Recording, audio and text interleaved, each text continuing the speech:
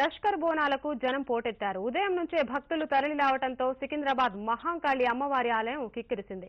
ఆలయం నుంచి తాజా పరిస్థితిని మా స్పెషల్ కరెస్పాండెంట్ విజిత లైవ్ లో అందిస్తారు. Over to Vijitha. Thank you Shaheen. ప్రస్తుతం మనం సికింద్రాబాద్ లోని ఉజ్జయిని మహంకాళి అమ్మవారి ఆలయంలో ఉన్నాము. తెలంగాణ సంస్కృతి సంప్రదాయాలకు ప్రతీక అయిన ఈ బోనాల పండుగ ప్రతి సంవత్సరం ఆషాఢంలో వస్తుంది. ఆషాఢంలో మామూలుగా అయితే శుభకార్యాలు జరగవు, కానీ ఈసారి ఈ జాతరలు మాత్రం ఆషాఢంలోనే జరగటం ఇక్కడ ఈ బోనాల ప్రత్యేకత.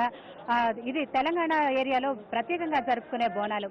సో మనం ప్రస్తుతం సికింద్రాబాద్ ఉజ్జయిని మహంకాళి ఆలయంలోనూ ఆలయ విశిష్టత విషయానికి వస్తే 1813లో ఇక్కడ మిలిటరీ విభాగంలో పనిచేసే అప్పయ్య అనే వ్యక్తి మధ్యప్రదేశ్లోని ఉజ్జయినికి బదిలీ అయి వెళ్లారు.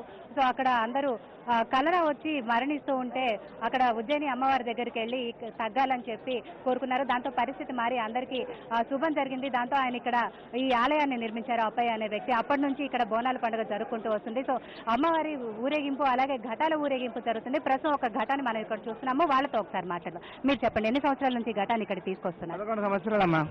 11 సంవత్సరాల నుంచి శ్రీ నల్లవశమ్మ తల్లి ఈ యొక్క మహంకాళి టెంపుల్ అన్ని గుళ్ళ కన్నా ఇది మహంకాళి పెద్దదని అందరూ చిన్నలు పెద్దలు భక్తులు అందరూ కలిసి అమ్మకు దర్శనం చేసి వెళ్తాం. సో ఇక్కడ అంటే ఈ అమ్మవారిని దర్శించుకుంటే ఎటువంటి శుభాలు జరుగుతాయని ఇక్కడ భక్తుల నమ్మకం? భక్తులు అంటే అమ్మవారి వాళ్ళని అమ్మవారు భక్తులతోటి పిల్లలు జల్లలు సంతోషంతో ఉండాలని అందుకే వచ్చి గ్రామం అంతా సంస్కొని ఉండాలని కోరుకుంటున్నారు అందరూ. గ్రామ దేవత అని. ఈ అమ్మవారి ప్రత్యేకత ఏంటండి? శ్రీ నల్లవశం 46 నుంచి వస్తుంది టెంపుల్గిరి. 11 సంవత్సరాల నుంచి మీరు ఇక్కడ తీసుకొస్తున్నారు. అమ్మవారిని ఏమని మొక్కుకుంటూ ఉంటారు?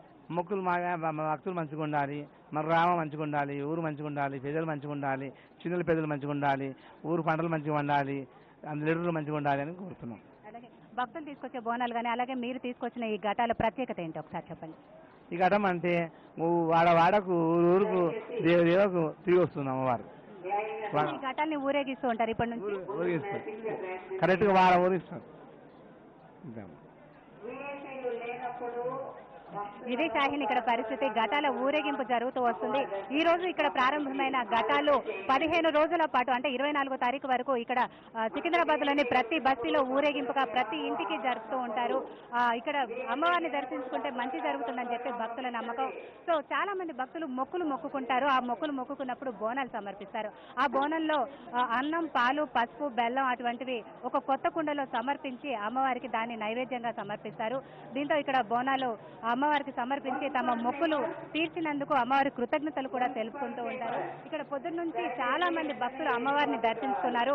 ఇప్పటికీ ఈ దాదాపు మధ్యాహ్నం 1 గంటల ప్రాంతంలో 6 లక్షల మంది భక్తులు ఇక్కడికి వచ్చి అమ్మవారిని దర్శించుకున్నట్టుగా ఇక్కడ ఆలయ అధికారులు చెప్తున్నారు. సో ఇవాళ రేపు జరిగే ఈ కార్యక్రమానికి మొత్తం టోటల్ గా 20 లక్షల మంది వస్తారని చెప్పి కూడా ఇక్కడ అంచనా వేస్తున్నారు. అందుకు తగ్గట్టుగానే భారీ ఎత్తున ఏర్పాట్లు కూడా చేశారు. పోలీస్ బందోబస్తు కూడా భారీగానే ఉంది. ఇక్కడ దాదాపు 1500 మంది పోలీసుల మధ్య ఇక్కడ పహారా కాస్తున్నారు. ఎక్కడ ఎటువంటి అవాంఛనీయ ఘటనలు జరగకుండా ప్రత్యేకించి మహిళలకు ఒక ప్రత్యేకంగా క్యూ లైన్లు ఏర్పాటు చేసి బోనాలు సమర్పించే వారికి ఇంకో రకమైన క్యూ లైన్లు ఏర్పాటు చేసి వాళ్ళకి ఎటువంటి ఆటంకం కలగకుండా కూడా ఎప్పటికప్పుడు పోలీసులు ఇక్కడ చూసుకున్నారు. ఆలయ అధికారులు కూడా లోపల గుళ్ళో అమ్మవారిని దర్శించుకోవడానికి మహిళలకు పురుషులకు ప్రత్యేక క్యూ లైన్లు ఏర్పాటు చేసి వాళ్ళని అమ్మవారిని దర్శించుకునేటట్టుగా చూస్తున్నారు. సో ఇక్కడ కొంతమంది భక్తులు ఉన్నారు, వాళ్ళతో మాట్లాడే ప్రయత్నం చేద్దాము. మీరు చెప్పండి అమ్మా, ఇక్కడ ఎలా ఉంది? ఇక్కడ ఏర్పాట్లు అన్నీ చాలా బాగున్నాయి. మాకు అమ్మవారి దర్శనం చేసుకోవడము 45 సంవత్సరాల నుండి చేసుకుంటున్నాం, చిన్నప్పటి నుండి. మాకు ఈ అమ్మవారిని దర్శనం చేసుకుంటే అన్ని విధాల లాభము సుఖము కలుగుతుందని మా యొక్క ఉద్దేశము. మీరు చెప్పండి, ఎన్ని సంవత్సరాల నుంచి ఇక్కడికి వస్తున్నారు? 3 సంవత్సరాల నుంచి.